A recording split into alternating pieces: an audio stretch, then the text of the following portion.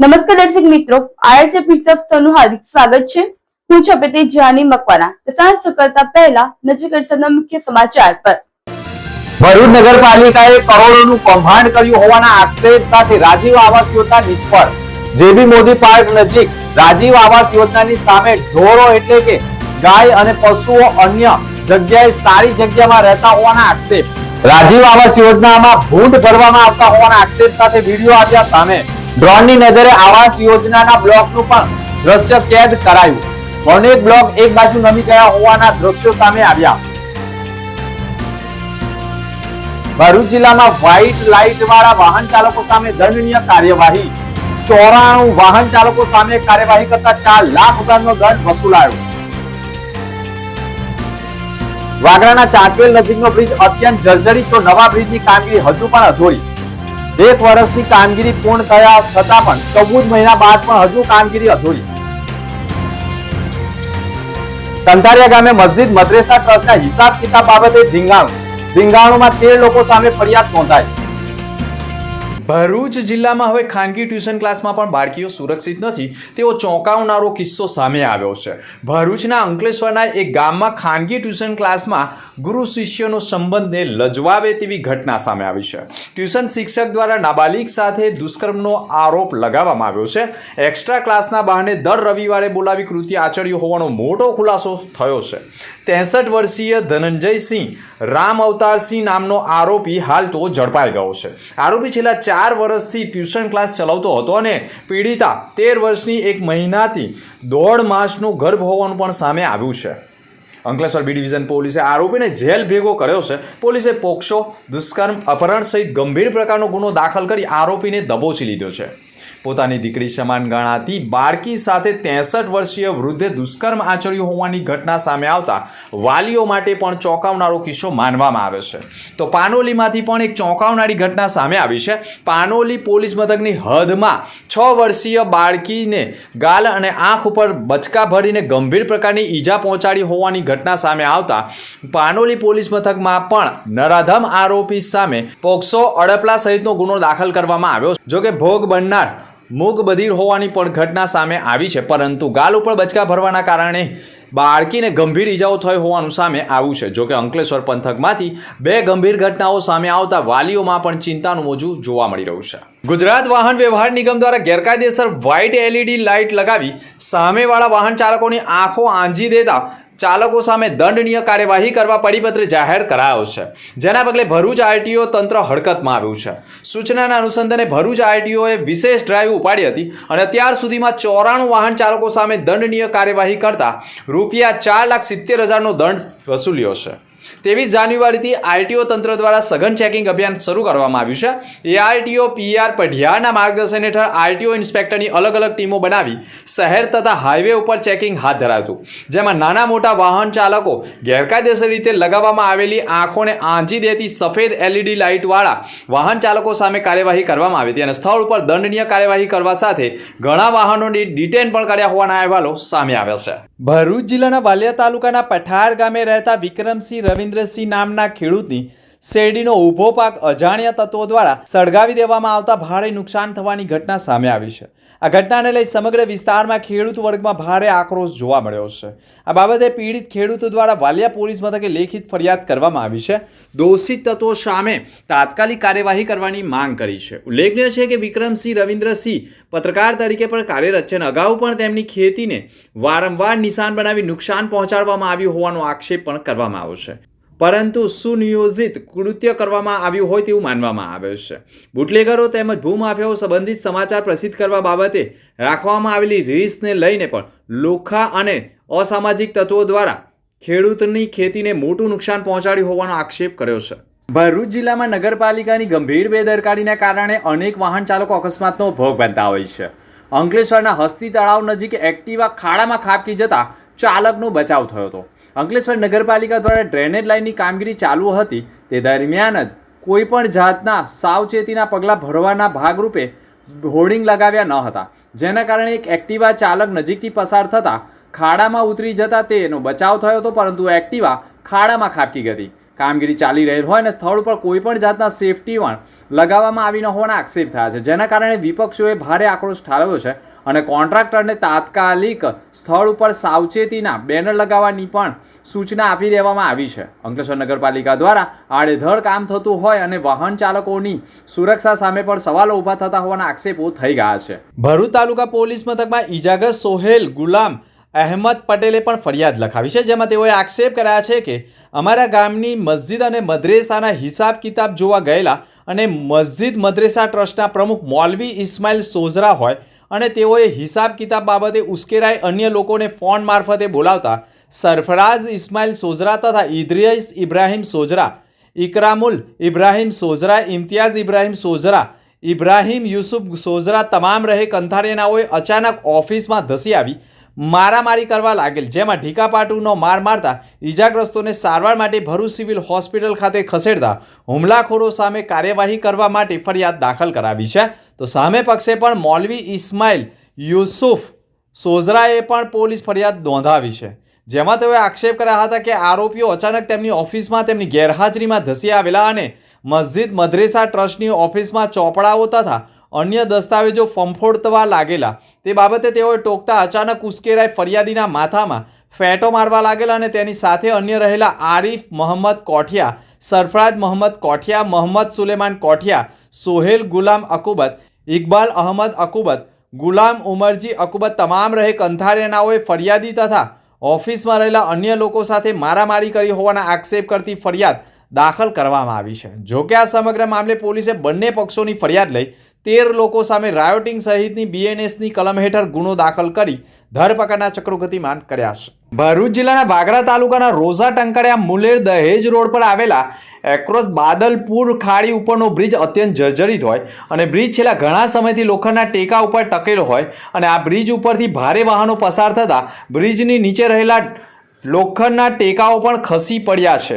Bridge અત્યંત નબળો થઈ ગયો હોય છતાંય બ્રિજ ઉપરથી 20 મેટ્રિક ટન કરતાં વધુ વજનવાળા વાહનો પસાર થવા પર પ્રતિબંધ ફરમાવતું બોર્ડ લગાવ્યું, પરંતુ તંત્ર દ્વારા કોઈ જાહેરનામું પ્રસિદ્ધ ન કરાયું હોય, જેના કારણે અત્યંત જોખમી બ્રિજ ઉપરથી દિવસ રાત ઓવરલોડેડ ભારે વાહનો પસાર થતા બ્રિજ પણ જમ્પિંગ થતો હોય છે. બ્રિજના નીચેના કેટલાક પોપડાઓ પણ પડી રહ્યા છે, પિલ્લરોના પોપડા પણ ખડી રહ્યા છે, છતાં પણ આ બ્રિજ ઉપરથી ભારે વાહનો પસાર થતા હોય છે. બ્રિજ અત્યંત જોખમી હોવા છતાં તંત્ર દ્વારા પણ કોઈ જ પગલાં ભરવામાં ન આવતા હોવાના કારણે પણ આ બ્રિજ ધસી પડે તો હજારો ઉદ્યોગો અને ગામના લોકો સંપર્ક વિહોણા થઈ શકે તેવા આક્ષેપો થયા છે. બ્રિજ જર્જરિત હોવાના કારણે સમયાંતરે નવા બ્રિજની કામગીરી કરવા માટે માર્ગ અને મકાન વિભાગ દ્વારા રાધે એસોસિએટને નવો બ્રિજ બનાવવા 7,49,48,613 રૂપિયાનું કામ 7/12/2023 થી શરૂ કરાયું હતું અને આ કામ 8/12/2024 સુધીમાં પૂર્ણ કરવાનું હોવા છતાં બ્રિજની કામગીરીના કોન્ટ્રાક્ટર દ્વારા ઢીલાસ દાખવી સંપૂર્ણ કામગીરી તારીખથી આજ દિન સુધી એટલે કે વધુ 14 મહિના થવા છતાં આજે પણ નવા બ્રિજના નિર્માણ કાર્યમાં 50% પણ વધુ કામગીરી બાકી હોય તેવું દેખાઈ રહ્યું છે. ત્યારે આવા સંજોગોમાં 14 મહિના લાગવા છતાં પણ નવા બ્રિજની કામગીરી ગોકુળ ગતિએ ચાલી રહી છે. જો નવા બ્રિજની કામગીરી ગોકુળ ગતિએ ચાલે અને જર્જરિત બ્રિજ ધસી પડે તો હજારો વાહન ચાલકો અને ગ્રામજનોને હાલાકી ભોગવવી પડી શકે છે. આમોદ નગરના અલગ અલગ વિસ્તારોમાં રખડતા શ્વાનોએ વિસ્તારમાં રમતા બાળકોને બચકા ભરી લોહી લુહાણ કર્યા હોવાના અહેવાલો સામે આવ્યા છે, જેથી બાળકોને આમોદ સામૂહિક આરોગ્ય કેન્દ્ર ખાતે પણ લઈ જઈ સારવાર આપવામાં આવી હતી. બાદમાં 2 બાળકોને વધુ ઈજાઓ થવાથી ભરૂચ સિવિલ હોસ્પિટલ ખાતે ખસેડવાની નોબત આવી હતી. રખડતા શ્વાન કરડવાની ઘટનાઓને લઈ સમગ્ર વિસ્તારમાં ભયનો માહોલ ઊભો થયો હતો. સ્થાનિક રહીશોએ રખડતા શ્વાનોને વધતા જતા ત્રાસ સામે ગંભીર ચિંતા વ્યક્ત કરી હતી. તાત્કાલિક આમોદ નગરપાલિકાના મુખ્ય અધિકારી પંકજ નાયક સામે રજૂઆત પણ કરી હતી અને વહેલી તકે રખડતા શ્વાનોને પકડવાની માંગ કરી છે. જોકે સુપ્રીમ કોર્ટના આદેશ બાદ પણ આમોદ નગરપાલિકા રખડતા શ્વાનોને પકડવામાં નિષ્ફળ રહી હોવાના આક્ષેપ થયા છે. આ બાબતે નગરપાલિકાના સેનેટરી ઇન્સ્પેક્ટર હિતેશ અંસારીએ કહ્યું હતું કે લોકોની રજૂઆત મળી છે, જેથી તાત્કાલિક રખડતા શ્વાનોને પકડવાની કાર્યવાહી કરવામાં આવશે. ત્યાં સુધી કેટલા લોકોને કરડી લેશે તેવા સવાલો ઊભા થઈ ગયા છે.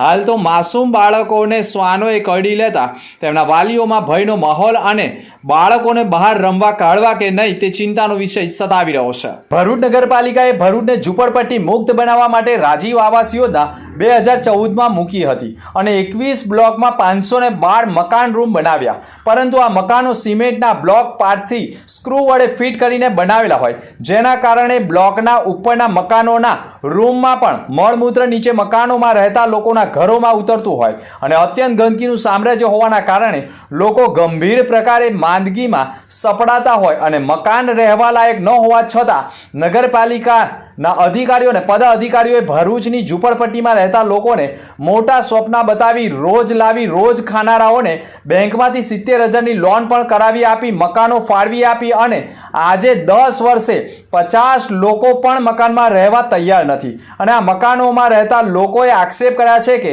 જે મકાનો આવાસના બનાવ્યા છે તેની સામે પાંજરાપોળ બનાવવામાં આવેલ છે અને આ પાંજરાપોળમાં રહેતા ઢોળો આ આવાસમાં રહેતા મનુષ્યો કરતાં સારી રીતે રહે છે. નગરપાલિકાએ પોતાના ફાયદા ખાતર શ્રમજીવીઓ સાથે છેતરપિંડી કરી હોય અને નગરપાલિકાના આવાસ કરતાં તો અમારા ઝૂંપડા શાળા અને ફરી ઝૂંપડપટ્ટીમાં રહેવાની नौबत આવી गए होवाना आक्षेपो કર્યા છે. कमलबेन बोल रही हूँ. हाँ. हमारे घर में बहुत तकलीफ है, पानी गिर रहा है, हमारे घर में खाने पकाने की जगह नहीं है और पानी तो हम लोग पैसे से लाके पीते हैं. हमारे पास में सगवड़ भी नहीं है पानी भरने की, तो किससे भरे? 1 डेगड़ा में पानी कब तक पिएंगे हम लोग? हाँ, वो पानी हम लोग मोल ला के पीते रहेंगे, कब तक पिएंगे? आप लोग नल की सुविधा करो ना हमारे लिए, पीने का पानी की करो. ये जो मकान है वो रहने लायक है? नहीं है, नहीं है. तो क्या मानते हो ये मकान से ज्यादा अच्छा मकान कौन सा होता है? हम लोग तो हमारे झोपड़पट्टी में रहते ना, वो अच्छा था. અહીંયા આવીને અમે લોકો તો 4-5 વર્ષ થઈ ગયા, 6 વર્ષ 7 વર્ષ પણ આ કેટલી ગંદકી છે. ઉપરથી પાણી ઘરમાં આવે, ઘરમાંનું પાણી નીચે આવે, એકબીજાના ઘરમાં પાણી આવે ને ગટર લાઈને કશું નાખ્યું નહીં ને કીધું કે જાઓ જાઓ, તો અહીંયા આવીને તો અમે તો ફસાઈ ગયા. એના કરતાં અમારા ઝૂંપડા હારા હતા તઈ ગાડી, ગમે એવા પણ શાંતિથી તો રહેતેલા ને, ગંદકી તો નથી ને. હે, અહીંયા આવીને છોકરાઓનું ભવિષ્ય બગડી ગયા, માંદા હાદા થાય, કોની જવાબદારી? અમે જ બીમાર થવાના છે ને. હે, 6 મહિના 7 મહિના દવા લેવા જવાનું, પૈસા કમાવાને તાકાત નથી, કઈ કમાવા જવાનું ને દવા દારૂ કરવાનું. અમારે વળી એટલી તો બુદ્ધિ રહેવી જોઈએ ને સરકારને કે કરશું કશું કરતા નહીં, ખાલી જાઓ તમે. અહીંયા આવી ગયા અને પસ્તાઈ ગયા અહીંયા આવીને અમે લોકો. ભરૂચ નગરપાલિકાની આવાસ યોજનાનું નિરીક્ષણ કરવામાં આવતા સંપૂર્ણ મકાનોના બારી બારણા પણ લગાવ્યા નથી, વીજ કનેક્શનો પણ આપ્યા નથી અને ખંડેર અવસ્થામાં રહેલા રૂમમાં દેશી દારૂની ખાલી પોટલીઓ તથા નશેબાજો ડ્રગ્સના ઇન્જેક્શનો તથા નશાની સિરપોની ખાલી બોટલો તથા વપરાયેલા નિરોધ વળી આવતા નગરપાલિકાના ખંડેર બનેલા આવાસોના મકાનો અસામાજિક તત્વો માટે આશ્રય સ્થાન બની રહ્યા હોય તેવા ચોંકાવનારા દ્રશ્યો પણ જોવા મળી ગયા છે. જોકે ભરૂચ નગરપાલિકાએ બનાવેલા રાજીવ આવાસ યોજનાના બ્લોકનું ડ્રોનની નજરે પણ વિડીયો કરવામાં આવતા કેટલાય બ્લોકના ધાબા ઉપર ટેરેસ એટલે જોઈએ તો મોટી તિરાડો પડી ગઈ છે. મોટા પ્રમાણમાં બ્લોક એક બાજુ નમી ગયા હોય અને બ્લોકની વચ્ચે અત્યંત ગંદકીના સામ્રાજ્ય હોય અને પાણીના કારણે બ્લોકના પાયા પણ નબળા થવાના કારણે ગમે ત્યારે ધસી પડે તેવા ભય વચ્ચે રાજીવ આવાસ યોજનાની સામે પાંજરાપોળના ઢોળો મનુષ્ય કરતાં સારી કન્ડિશનમાં રહેતા હોય તેવા દ્રશ્યો ડ્રોનની નજરે કેદ કરાયા છે. રાજીવ આવાસ યોજના નિષ્ફળ રહી હોય તે મુદ્દે વિપક્ષના નેતા શમશાદ અલી સૈયદે પણ ભાજપ ઉપર 30 વર્ષના શાસન સામે કૌભાંડના આક્ષેપ સાથે ભાજપના ગઢમાં બનાવેલા રાજીવ આવાસ યોજના નિષ્ફળ રહી છે અને એક પણ મકાન રહેવા લાયક નથી. ભાજપે હંમેશા ભ્રષ્ટાચાર સાથે ઉડતા ગુજરાત બાદ હવે ઉડતા ભરૂચ કર્યું હોય તેવા દ્રશ્યો પણ નગરસેવકોએ પોતાના હાથમાં મીડિયા સમક્ષ બતાવી દીધા હતા. રાજીવ આવાસ યોજનાના ગંદકીના સામ્રાજ્ય અને મકાન રહેવા લાયક ન હોવાના કારણે ગંભીર પરિસ્થિતિના ખંડેર બનેલા મકાનો મુદ્દે નગરપાલિકાના ચીફ ઓફિસરે પણ કહ્યું હતું કે આવાસોમાં ઘણા લોકોને મકાનો ફાળવ્યા છે, ગંદકીનું સામ્રાજ્ય છે તે સાફ કરાવવામાં આવશે તેમ કહી કૌભાંડ બાબતે તેઓએ પોતાનો લૂલો બચાવ પણ કર્યો હતો. નગરપાલિકા દ્વારા સાબુગઢ વિસ્તારમાં રાજીવ આવાસ યોજના હેઠળ મકાનોનું બાંધકામ કરવામાં આવેલ છે. જે તે વખતે આ મકાનો ડ્રો કરી અને જે તે લાભાર્થીઓને પણ ફાળવવામાં આવેલ છે. આ જગ્યા ઉપર ડોર ટુ ડોરમાં કચરો ઉઘરાવવાની પણ વ્યવસ્થા નગરપાલિકા દ્વારા કરવામાં આવેલ છે અને ડોર ટુ ડોર સિવાય કચરો ન નાખવા અવારનવાર આ રહીશો સાથે મિટિંગો પણ કરવામાં આવેલ છે. તેમ છતાં કેટલીક જગ્યાએ કચરો નાખવાના એવા પ્રશ્નો બની રહ્યા છે. એ બાબતે અમે સફાઈ માટે થોડી સઘન સફાઈ બી કરીશું અને ડોર ટુ ડોરમાં જ બધા કચરો આપે એ માટે મીટિંગ કરી એ લોકોને જાગૃત પણ કરીશું. સાથે સાથે અંદર જે ઇન્ટરનલ રોડ રસ્તા બનાવવાની જે જરૂરિયાત જણાય છે એના માટે નગરપાલિકાએ ગ્રાન્ટમાં એનું આયોજન પણ લીધેલ છે ને ટૂંક સમયમાં એ કામ કરવામાં પણ આવશે. સર, મોટા પ્રમાણમાં મકાનો ખાલી છે, દરવાજા ચોરાઈ ગયા છે, ડ્રગ્સના ઇન્જેક્શનો પડેલા છે, દારૂની ખાલી બોટલો પડેલી છે, શું માનો? એમાં નગરપાલિકાએ ડ્રો કરી અને સુપ્રત જે તે લાભાર્થીઓને મકાન આપી દીધેલ છે, પરંતુ અનુભવ એવો લાગે છે કે અમુક લાભાર્થીઓ એમાં રહેવા આવ્યા નથી અથવા તો પછી એ લોકોએ ત્યાં સ્વીકાર્યું નથી કબજો. એના કારણે કદાચ આ પ્રશ્નો છે, પણ અમે સોલ્યુશન કરીશું. સર, મકાન રહેવા લાયક નથી એટલે જ લોકોએ બીજી ઝૂંપડપટ્ટી બાજુમાં ઊભી કરી દીધી, શું માનો છો? ના, ઝૂંપડપટ્ટી બાજુમાં ઊભી કરી એવું નથી. ઝૂંપડપટ્ટી કદાચ પહેલાથી હશે, ત્યાં મકાનો સુપ્રત પણ કર્યા છે, પરંતુ એ લોકો કબજો નહીં લે અને રહેવા નહીં આવે, મેન્ટેનન્સ નહીં થાય, એના કારણે કદાચ કોઈ પ્રશ્ન હોઈ શકે.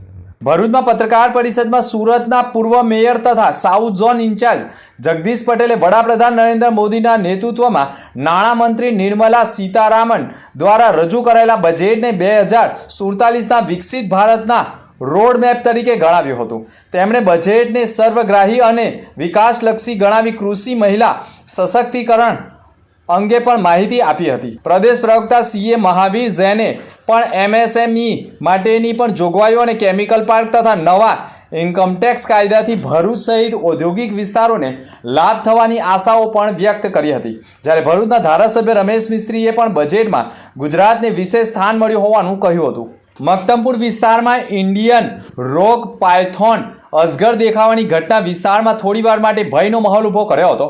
સ્થાનિક રહેવાસી કરણ માછીએ પણ અજગર દેખાતા તાત્કાલિક જાણ થતાં તેઓ સ્થળ પર પહોંચી ગયા હતા.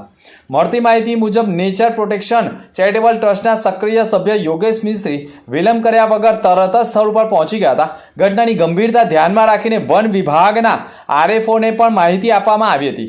તેમના માર્ગદર્શન અને સૂચનોના હેઠળ રેસ્ક્યુ ટીમ સંપૂર્ણ તકેદારી સાથે બચાવ કામગીરી હાથ ધરી હતી. અજગર રહેણાંક વિસ્તાર નજીક હોવાને કારણે લોકોને ભીડ દૂર રાખી સુરક્ષા વ્યવસ્થા ગોઠવવામાં આવી હતી. ટીમે કુશળતા અને સાવચેતીના ભાગરૂપે અજગરને કાબૂમાં લઈ જાનહાનિ કે ઈજા વિના સફળતાપૂર્વક રેસ્ક્યુ કરી અન્ય સ્થળે ખસેડવાની કામગીરી કરી હતી. અગમકી સમાચાર પર ફરી એક નજર. ભરૂચ નગરપાલિકાએ કરોડોનું કૌભાંડ કર્યું હોવાના આક્ષેપ સાથે રાજીવ આવાસ યોજના નિષ્ફળ. જેબી મોદી પાર્ક નજીક રાજીવ આવાસ યોજનાની સામે ઢોરો એટલે કે ગાય અને પશુઓ અન્ય જગ્યાએ સારી જગ્યામાં રહેતા હોવાના આક્ષેપ. રાજીવ આવાસ યોજનામાં ભૂંડ ભરવામાં આવતા હોવાના આક્ષેપ સાથે વિડીયો આવ્યા સામે. ડ્રોનની નજરે આવાસ યોજનાના બ્લોકનું પણ દ્રશ્ય કેદ કરાયું. અનેક બ્લોક એક બાજુ નમી ગયા હોવાના દ્રશ્યો સામે આવ્યા. ભરૂચ જિલ્લામાં વ્હાઇટ લાઇટ વાળા વાહન ચાલકો સામે દંડનીય કાર્યવાહી. 94 વાહન ચાલકો સામે કાર્યવાહી કરતા 4 લાખ રૂપિયાનો દંડ વસૂલાયો. વાગરાના ચાંચવેલ નજીકનો બ્રિજ અત્યંત જર્જરિત, તો નવા બ્રિજની કામગીરી હજુ પણ અધૂરી. 1 વર્ષની કામગીરી પૂર્ણ થયા છતાં પણ 14 મહિના બાદ પણ હજુ કામગીરી અધૂરી. કંટારિયા ગામે મસ્જિદ મદ્રેસા ટ્રસ્ટના હિસાબ કિતાબ બાબતે ધીંગાણુમાં 13 લોકો સામે ફરિયાદ નોંધાઈ. તો આ હતા સમાચાર. નવા સમાચાર સાથે ફરી મળીશું. નમસ્કાર.